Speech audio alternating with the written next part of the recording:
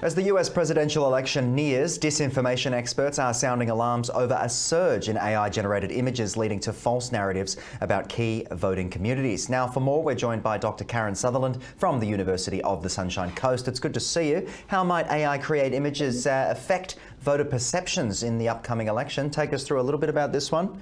Look, this is an issue that's happening all around the world where deepfake technology is being used to generate images and video depicting political figures, but it's not really them doing things that they wouldn't actually do. In the US, there was a viral video that came out recently where I think Trump was hugging Fauci, and it's happened over in India as well. And it can sway voters, particularly when, I guess, the politician is being seen with groups who aren't really that supportive, but in these images and videos they're showing that they are, and that can actually sway people's perceptions of what is actually going on. Yeah, absolutely. And of course, as they get more and more detailed, more and more intricate, those risks become higher. So what risks are associated with fake political narratives targeting specific groups specifically? I guess by generating these images, and it's all alleged, of course, but generating these images could actually sway people who, I guess, who may not vote or are a bit unsure.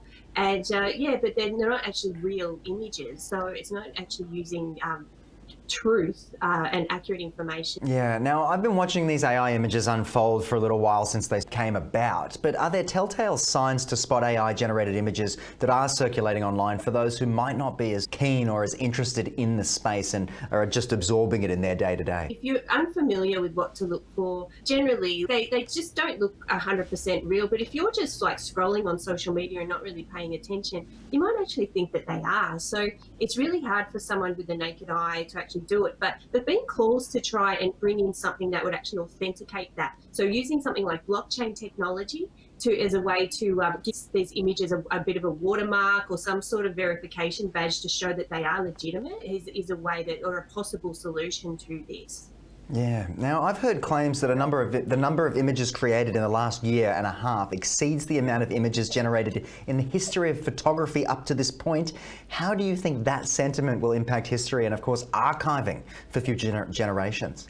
It's just mind-blowing. Clearly, they'll have to use AI to archive the AI or something of that nature, because humans can't keep up. Like, I mean, the sheer volume of content that's being produced and shared, even on social media platforms we've discussed previously in trying to identify misinformation, they've now put it down to AI to try and do that as well because of the volume and the sheer volume of what's come out.